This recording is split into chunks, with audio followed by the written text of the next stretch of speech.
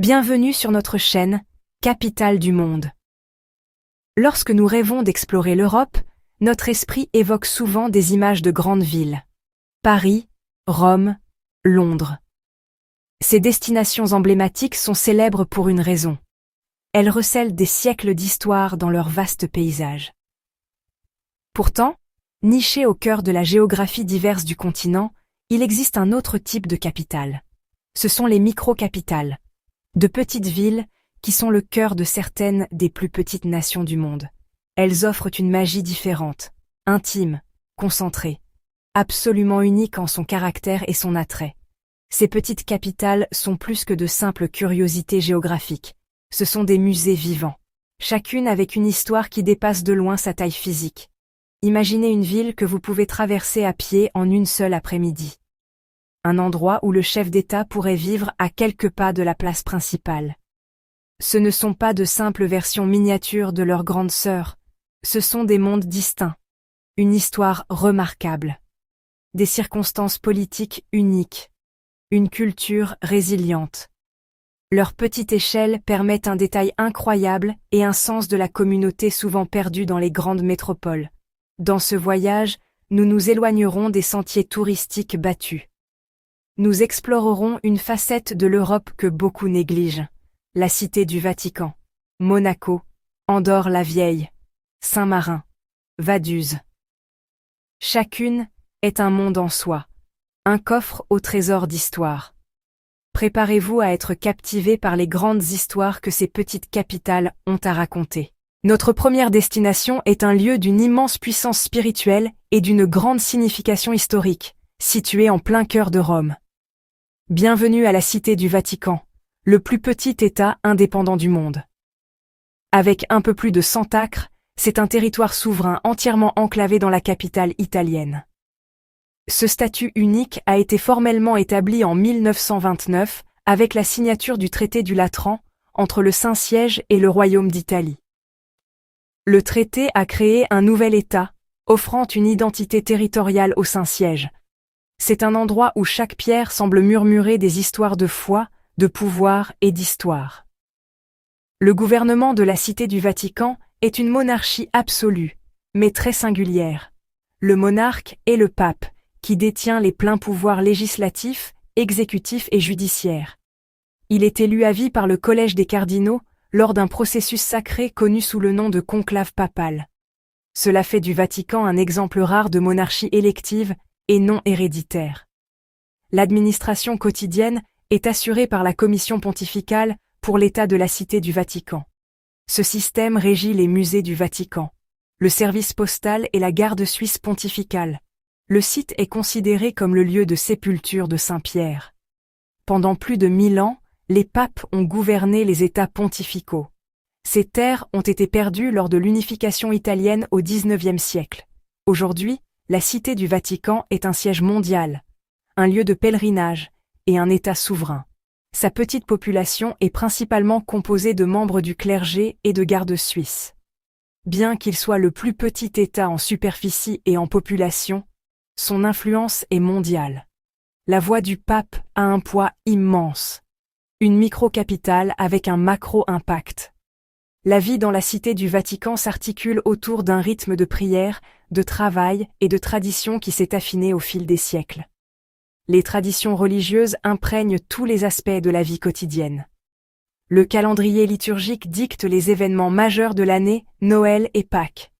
Pendant ces périodes, la place Saint-Pierre est remplie de dizaines de milliers de pèlerins. Bien sûr, le joyau de la couronne est la chapelle Sixtine, avec son plafond peint par Michel-Ange. C'est un profond témoignage de la créativité humaine et de l'inspiration divine. Les papes ont été des mécènes des arts pendant des siècles. Les parcourir, c'est comme faire un voyage à travers l'histoire de l'art elle-même. Le paysage sonore de la Cité du Vatican est aussi unique que l'État lui-même. Le son le plus marquant est le tintement profond et résonnant des cloches de la basilique Saint-Pierre. Un autre son distinctif est celui de la musique sacrée. Le chœur de la chapelle Sixtine, sa belle musique polyphonique, est considéré comme la référence absolue de la musique sacrée. En ce qui concerne la gastronomie, La cuisine de la Cité du Vatican est, naturellement et profondément, italienne. Un plat particulièrement populaire est le gnocchi alla romana. Ce ne sont pas des gnocchis de pommes de terre, mais plutôt des boulettes de semoule, cuites au four avec du beurre, du parmesan et une touche de muscade, jusqu'à ce qu'elles soient dorées. La culture gastronomique ici ne se résume pas à l'innovation culinaire. Il s'agit de nutrition, de communauté et d'appréciation des saveurs simples et bonnes de la terre. Du cœur sacré de Rome, notre voyage nous mène maintenant vers l'éblouissante côte de la Riviera française. Ici, nous trouvons la principauté de Monaco, une petite nation synonyme de luxe, de richesse et de glamour royal. L'histoire de Monaco est l'histoire de la famille Grimaldi. Leur histoire a commencé en 1297, lorsque Francesco Grimaldi, déguisé en moine, a pris la forteresse sur le rocher de Monaco. Son mariage avec l'icône hollywoodienne, Grace Kelly, en 1956, a captivé l'imagination du monde, projetant un éclat de conte de fées sur la principauté qui n'a jamais faibli. Monaco est une monarchie constitutionnelle, avec le prince comme chef d'État. Aujourd'hui, ce rôle est occupé par le prince Albert II. La stabilité politique et les lois fiscales favorables ont transformé Monaco en un centre mondial pour la finance et le tourisme. Le symbole le plus emblématique de ce style de vie luxueux est le casino de Monte-Carlo. Un autre événement de renommée mondiale qui définit l'identité glamour de Monaco est le Grand Prix de Formule 1. Le rugissement des moteurs résonnant entre les hauts immeubles crée un spectacle sans pareil. Cependant, au-delà du faste et de l'excitation, il existe une fière culture monégasque avec des coutumes uniques. Les Monégasques sont une minorité dans leur propre pays, mais leurs traditions sont préservées avec une grande ferveur. Une tradition importante est la célébration de saintes dévotes. Pour commémorer cet événement, un bateau symbolique est brûlé dans le port, suivi d'un magnifique feu d'artifice. L'un des plats les plus traditionnels de Monaco est le barbagian, de petits beignets délicieux, farcis de blettes ou d'épinards, ainsi que de ricotta, d'oignons et de parmesan. Les barbagians sont un élément essentiel des célébrations nationales et un goût de la cuisine maison monégasque. La vie musicale de Monaco est de classe mondiale. C'est le foyer de l'Orchestre philharmonique de Monte-Carlo, fondé en 1856. Monaco accueille également le Festival de jazz de Monte-Carlo, qui réunit des artistes de jazz légendaires et des artistes contemporains sur la scène de l'opéra.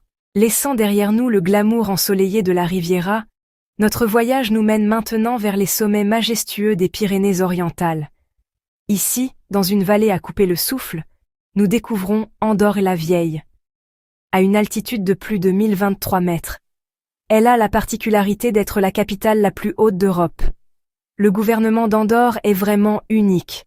C'est une coprincipauté parlementaire, avec 2 dirigeants de France et d'Espagne. Les coprinces actuels sont le président de la France et l'évêque d'Urgell.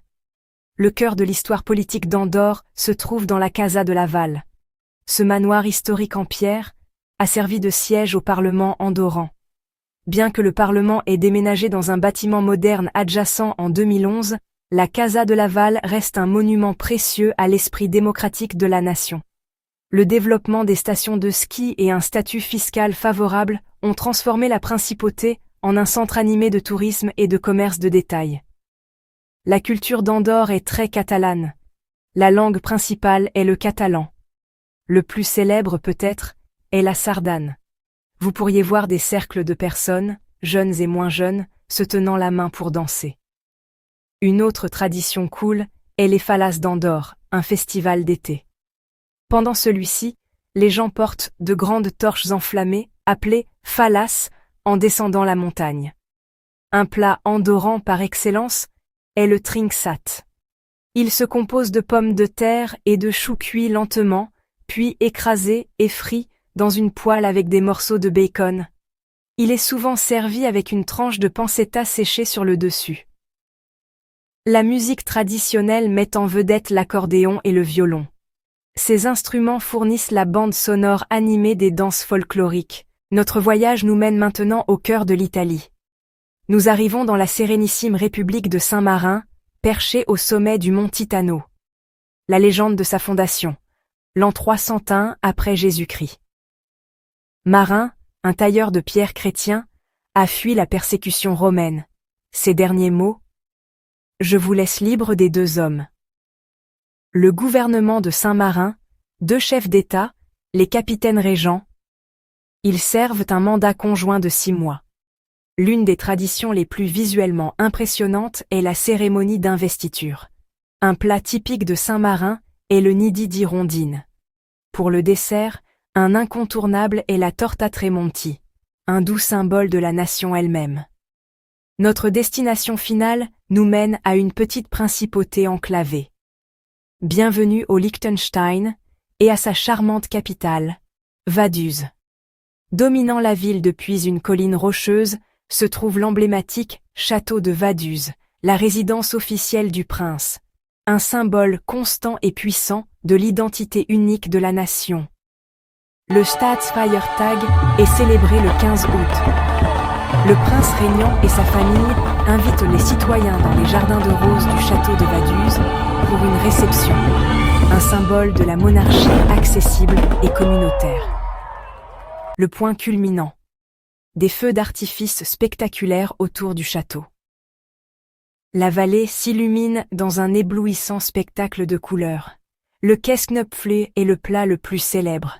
Ce sont de petites boulettes d'œufs et de farine mélangées à une abondance de fromage râpé, garni d'oignons frits croustillants. Notre voyage à travers les micro-capitales d'Europe est arrivé à son terme. Nous avons parcouru les couloirs sacrés de la Cité du Vatican, expérimenté le glamour trépidant de Monaco, grimpé jusqu'au sommet pour découvrir Andorre-la-Vieille. Nous avons été au sommet de la forteresse de Saint-Marin et visité le cœur alpin de Vaduz, au Liechtenstein. Ces petits États, souvent négligés sur une carte de l'Europe, se sont avérés être des géants en esprit et en résilience. Leur petite taille n'a pas été une faiblesse, mais une source de force unique. Ce sont des exemples vivants et concrets de la façon dont la culture, l'identité et la liberté peuvent s'épanouir dans les lieux les plus compacts, prouvant que l'importance ne se mesure pas en kilomètres carrés, mais à la richesse de l'histoire et à la force de l'esprit. Leur esprit durable témoigne de l'idée que même les plus petites nations peuvent laisser une empreinte gigantesque dans le monde. Merci beaucoup de nous avoir accompagnés dans ce voyage à travers les micro-capitales les plus fascinantes d'Europe. Nous espérons que vous avez autant aimé explorer ces nations uniques que nous. Si vous avez trouvé cette vidéo intéressante et inspirante, veuillez lui donner un j'aime pour nous le faire savoir. Et n'oubliez pas de vous abonner à notre chaîne Capitale du Monde et de cliquer sur la cloche de notification pour ne pas manquer notre prochain épisode. À bientôt.